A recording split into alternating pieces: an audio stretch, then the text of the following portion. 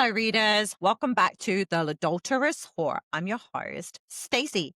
I am really excited to do this episode. This is like my jam. So this is season 2, episode 24. Get your spook on. Halloween Rex for October. Yes, it's a little soon, but as you guys already know, I need to take a week off next week. I probably won't be in much of a state to do much of anything after my operation a week today. So I wanted to get my October Rex done now so you guys can start compiling your list of the things that you're going to read for October, because not everybody's like me. Some people only read a couple of books, and usually on the week of Halloween, I start October 1st. Now, I have had a very big love affair with horror and thriller books ever since my early teens. Like I said last week, I was stealing my mom's Anne Rice books when I was like 13 or 14 years old, like sneaking them off her shelf and reading them when she didn't know in my room. And it wasn't so much the content matter that would have upset my mom, it's more the fact that she didn't like me touching her books and I still do this now. I'm an absolute nightmare. I like to eat when I read, so sometimes I get food splatters. But anyway, that's besides the point. So my love of horror has started from a very young age, because even then as a kid, I was reading the worst witch books. So Anne Rice is where I really started, but her books didn't grip me as much as Stephen King's did when I was introduced to those when I was 15. And ever since then, I've had a real love for horror. And believe it or not, my thriller journey actually started with a British crime writer, Martina Cole. And I don't even know how I found one of her books. I think I might have been in a used bookstore or even like a charity shop back home. I can't remember, but that was it. I was absolutely hooked on the seedy underbelly of the crime world. So I have been a thriller horror reader for a long time. So to be able to find really good books, I have to be fully invested in the story. Like, my expectations are super high. I work really hard to come up with books that I know I will enjoy or have enjoyed, and that I'm hoping that you will have too. So I thought I would do what I now call the weekly Lit Whore report. So I'm going to talk about what books I have read in the past week. This book actually blew me away. I don't even remember being sent it, but I was started to read it, and it's called The Once and Future Me by Melissa Pace. And it's basically about this woman, and she's on a bus, and then she's going to a psychiatric hospital, but she can't remember who she is. She doesn't remember why she's there. She doesn't believe she's supposed to be there, that she's not the woman they're saying that she is. So is she as the psychiatric patient, or is she a time traveler? I was absolutely hooked, man. Absolutely hooked. So if you like those kind of books, I highly recommend that one. And then I read Last Seen by Alison J.T. And it's about this woman. Her father gets into a little accident and she has to go and help him out. And she finds out that he had lied to her, that her mother and sister didn't die in a car accident like he had told her. But it turns out that her sister had murdered her mother and was sent to a psychiatric hospital. But now she's free and missing. Like, no one knows where she is. And it was absolutely terrifyingly good. Loved it. Loved it.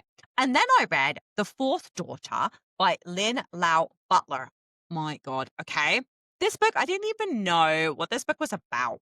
And then when I started to read it, I'm like, holy fuck balls. This book was so good. It's all about this woman. She's a grandmother, and she calls her granddaughter, who's living in the States. She lives obviously in Asia. And she thinks that she had just spotted the daughter that was missing. And her granddaughter goes to where her grandmother is to help her try and find the daughter who the father of had taken and given to another family. It was absolutely brilliant. Like, the story of like what had happened in the past, them trying to find the woman now. It was, I tell you something, the book was so well written. My heart was so invested. It was probably the best book I've read in a long time. And that's saying something, because I've read some epic books lately.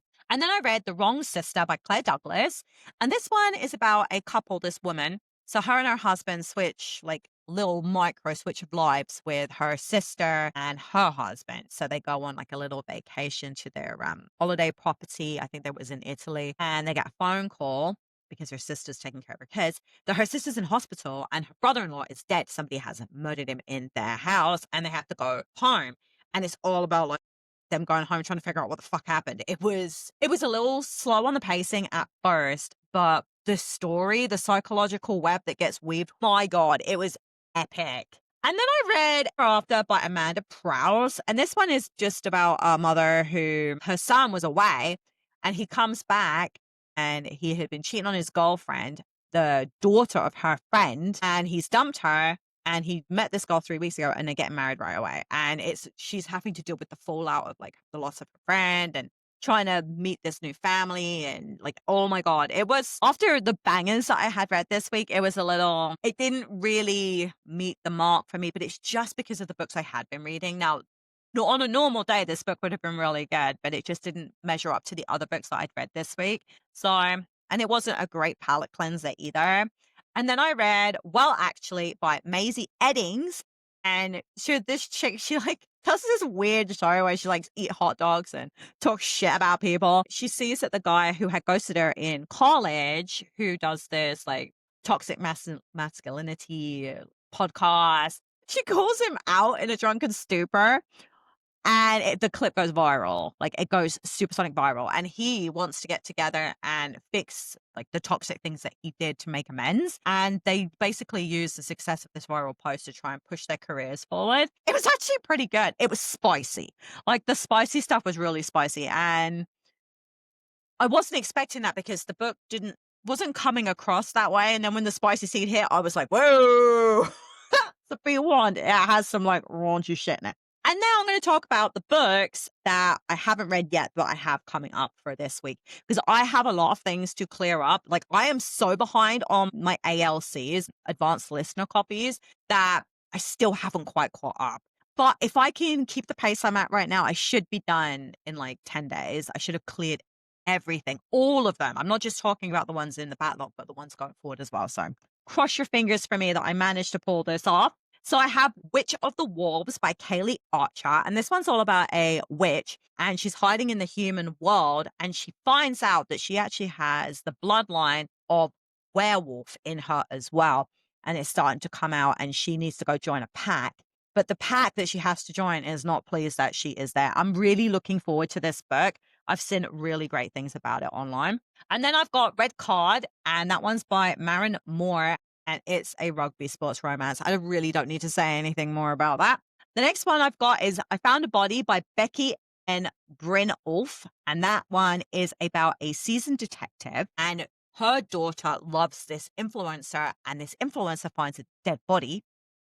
And she pays the detective a very large amount of money to solve or to investigate a cold case. Now, this one, it looks really good. Like, I cannot bloody wait. And then I got The Girl Without a Voice by Sandra J. Paul. And this one is like, it's set in the 1980s.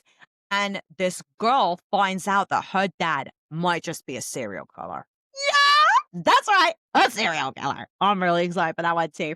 And then I've got Tony and Addie Go Viral by Melissa Marr. And this one is about an actress slash author, and she gets married in secret. Is it a publicity stunt? Now, I don't even remember why I said yes to this book, but I'm starting to think maybe it might have been because of the cover, because the cover's really cool. And then the last one on my docket is King of Ashes by S.A. Cosby. This book, I might grab it from Book of the Month. I have a copy from the library right now, but I might grab it from Book of the Month because everyone keeps raving about how good it is. So it's about this guy after the death of his father. He returns home because the father had left the family in like really, it's bad, like super bad, super problematic. And the only way to pull his family out of the mess is if he goes and joins the criminal organization by working for them. Like, fuck yeah. I missed it the first time around. I know I was offered an ARC copy and I said no. Like, I need to stop doing that without like paying better attention. But I don't know. It just, originally I'm like, meh, but I'm a total moody. So this makes complete sense to me. When you're a mood reader, if the mood doesn't strike you, you don't pick a book up. So that's why sometimes I'll read a book years later because now I'm in the mood for it. Yeah, it's a terrible affliction being a mood reader, but whatever. I'm getting where I need to get to, and that's all that really matters. But as it's Tuesday, we're going to have a look and see what you can find out in the wild today. Because publication day is the only day where you can get books that have just come out. I know. Wild, isn't it? Okay. And the first book that you can get is An Introvert's Guide to Life and Love. And that one is by Laurel Eppenbaum. And that one is a women's fiction, kind of humorous. Actually, really bloody enjoyed it. Next is Beyond Her Reach by Melinda Lee. And that one is a thriller. This one is sitting in my Amazon cart right now. I just have not pulled the trigger. Next is Deadbeat by Adam Hamby. And that one is a literary fiction thriller. That one, it sounds good, but it wasn't good enough for me to stick in the cart. I don't know why. I think it's the cover. The cover is just not very inspiring. No, I am that person. I don't give a shit. The next is Don't Say a Word by Alison Brennan. And that one is a science fiction mystery thriller. Yep. Adding to the TBR. Click, click, click. Next is Exiles by Mason Coyle. And that one is a paranormal thriller. Yes, I think that one's going to go on the list as well. Next is Galloway's Gospel by Sam Rebelline.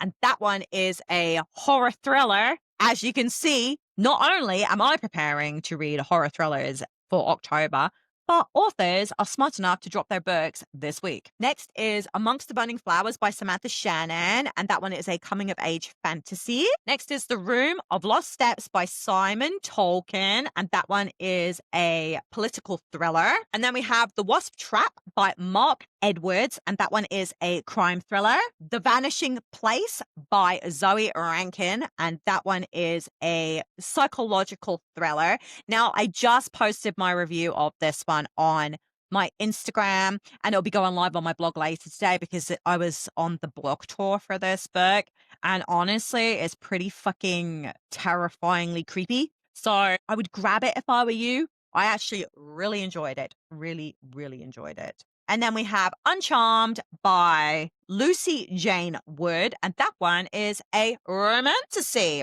Woo! What a great lineup. Now, for those of you who don't know much about horror books, horror is the genre. You have many, many subgenres in the horror genre. And some of my favorites I'm going to talk about with you and what kind of books you can find in that subgenre. To start off with, you have psychological horror. Now, this one basically focuses on the mental and emotional states of the character, in causing the dread. The terror often comes from internal sources such as the delusion, insanity, or manipulation. So they spend their time basically questioning whether or not this is real or not. And I love that.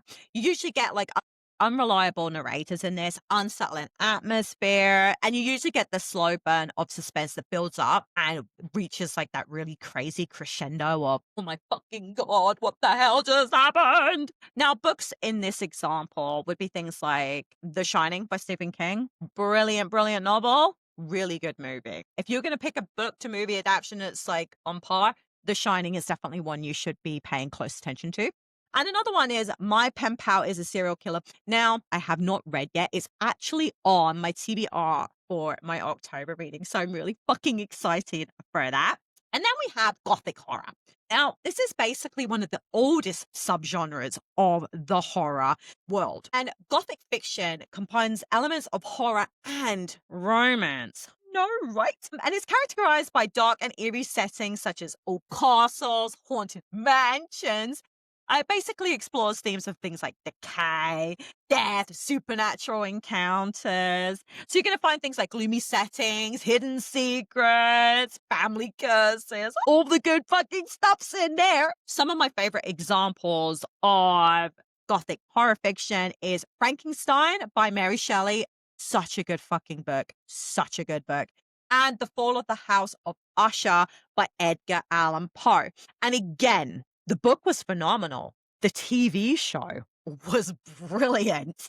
So if you want to try the show instead of the book, I don't normally advocate for this, but seriously, for October, give it a whirl. I'm not even joking. The acting in it was absolutely spectacular. I think I'm going to do a rewatch. Next, we have cosmic horror which is basically like the Lovecraftian books. So it was basically pioneered by H.P. Lovecraft. I love his work. I love his work.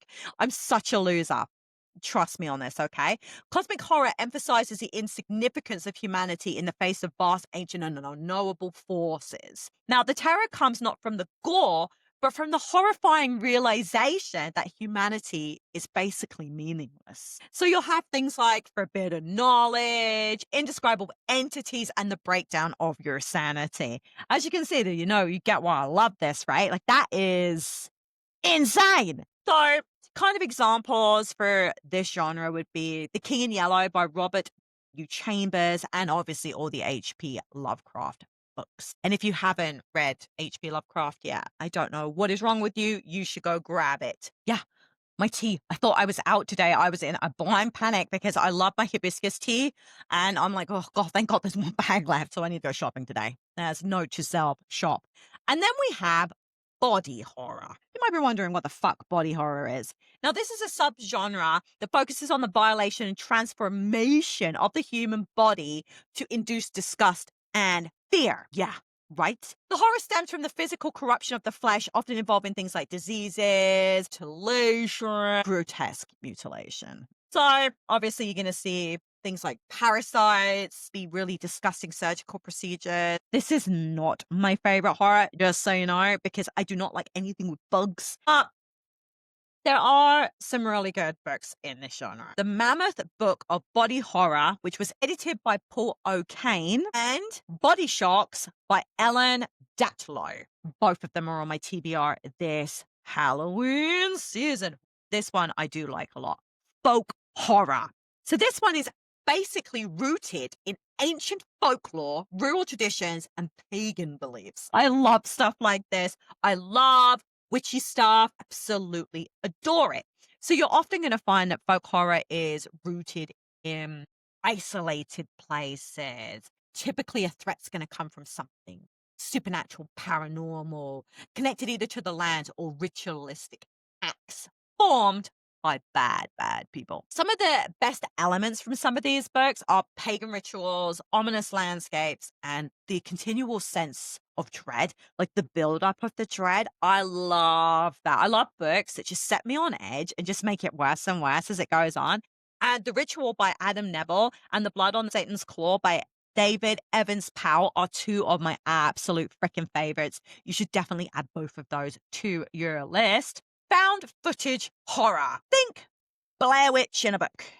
Hey, Blair Witch book. Now, it's not easy to find books in this genre. So basically, I'll do things like found artifacts such as diary entries, emails, transcripts, maybe some newspaper clippings, stuff like that. The framing device creates a sense of realism and unreliability. As a reader, I must piece together the horrific events for themselves. And I really feel like that just makes it way more entertaining. So you're basically going to be getting the documents from a third party. And that's so exciting to me. So examples of this kind of book is Dracula by Bram Stoker, because I don't know if you have read it. He includes a lot of like diary entries, letters, that kind of stuff. And that's how it builds more of the story, things that you can't get from following the narrative. Loved it. And things have gotten worse since we last spoke by Eric LaRocca, a modern way of doing the same thing that Bram Stoker did. Next, we have splatterpunk. Now, splatterpunk is something that I discovered more recently when I did my obscure genres podcast episode. And I have to admit, it's kind of like a slasher book, but it pushes the boundaries exponentially.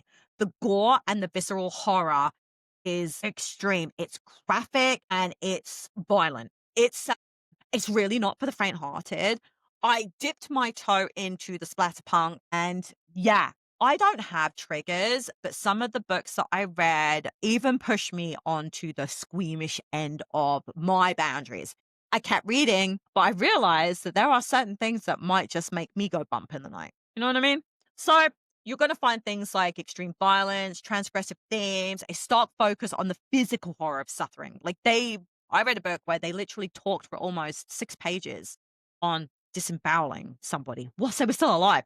So yeah, it's all about shocking the fuck out of you, okay? And it's grim. It's grim. So some of the best examples of splatterpunk for me is Splatterpunk's Basement of Horror, which was edited by Jack Bantry, and Splattered Punk by Matt Shaw. Matt Shaw, he is gifted. He's gifted. I would definitely give him a look. Okay, but now we're moving into books that I am going to recommend that you pick up for your holiday Halloween reading. So let's start with the classics.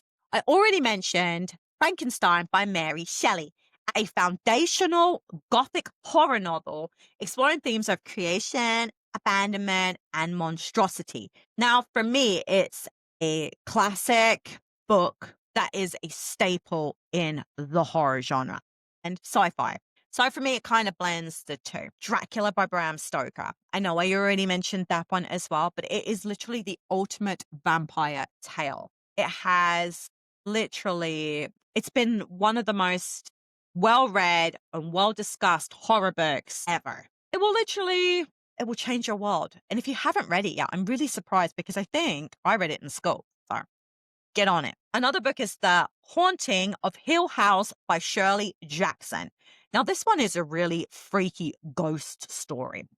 And it kind of focuses on the psychological terror where the lines between the supernatural and madness are completely blurred. Like, you don't know what is the human mind and what is supernatural. And it will leave you really unsettled for most of the book. And I personally think it's one of the best horror books ever written, ever written. The Strange Case of Dr. Jekyll and Mr. Hyde by Robert Louis Stevenson.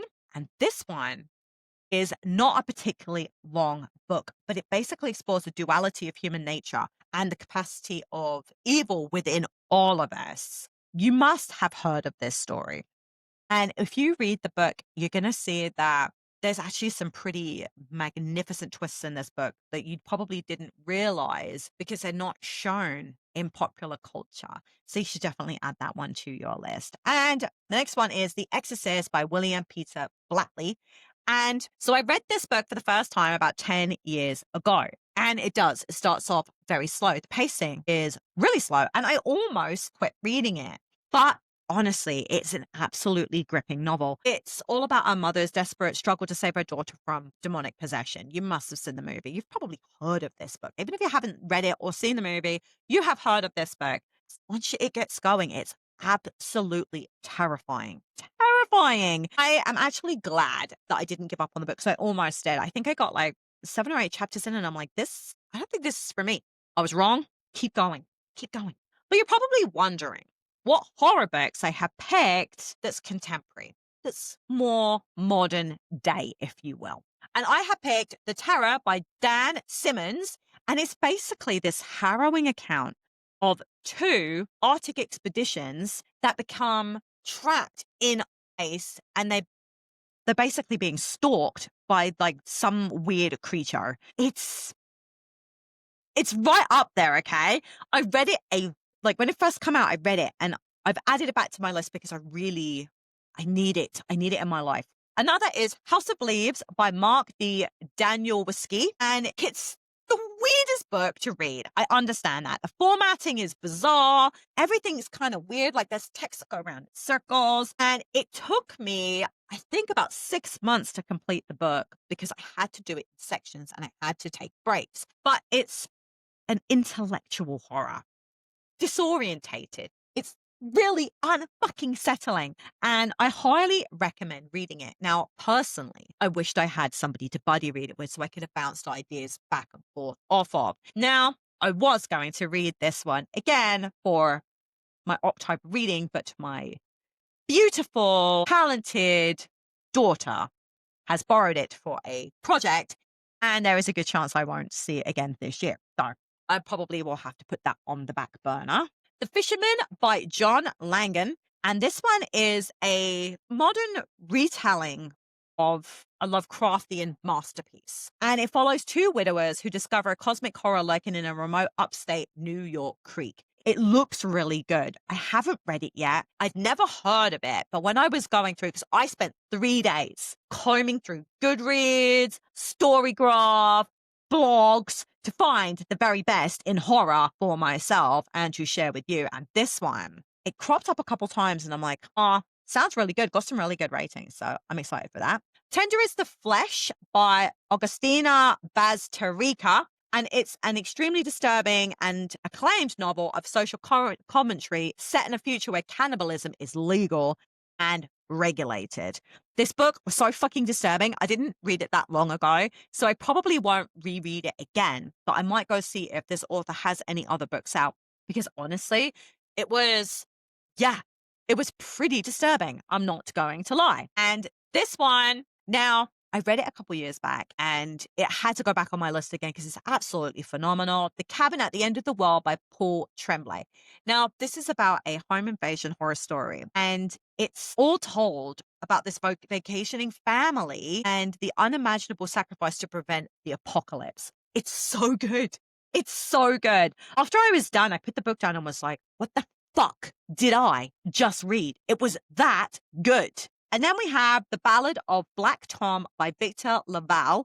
And this one is a novella and it reframes a classic H.P. Lovecraft story, The Horror at Red Hook. And it's told from a historical realism and social commentary perspective. Now, this was another one that I just found. I was absolutely intrigued with the idea of him redoing one of my favorite Lovecraft books and making it into a reimagining of current times. And honestly, it sounds really good. It looks really good. And it's on my list. Now, let me know if you have read any of the books that I have talked about today. Are you a horror person? Is horror something that you have wanted to dabble in but didn't know where to start? Maybe you need a horror book that you know is not going to be too much for you.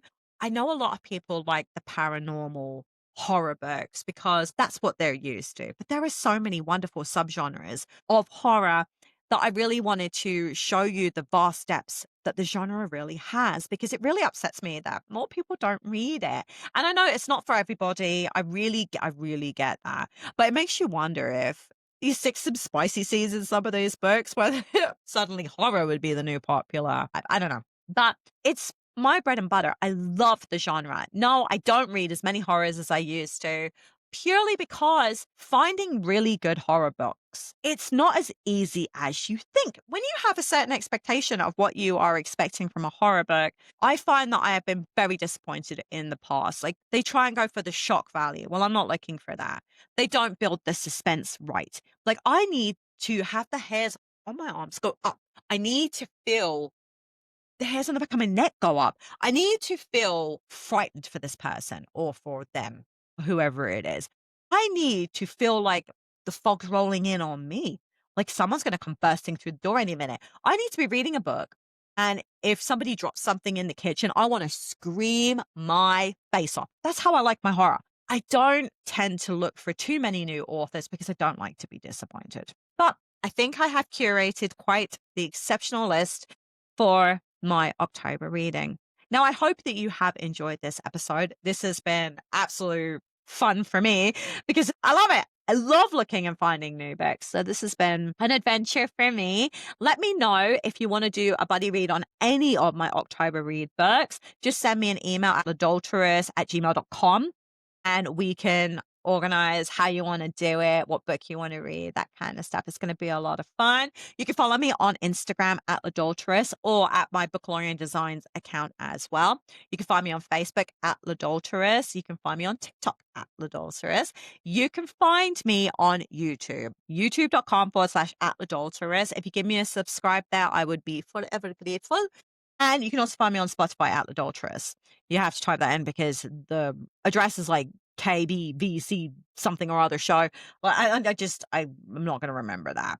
But I hope that you have the reading week that you deserve. And I will be back on Friday. I think I'm going to do my Read Like Rory and A Diary of a Young Girl by Anne Frank. Very powerful novel. I'm excited to share that with you. And then I will be on the Toppling TBR on Saturday during the second part of Empire of Storms. And then we'll be taking a break for probably a week as well. And we'll be back the following week. Take care, guys. Glad you could come and join me today.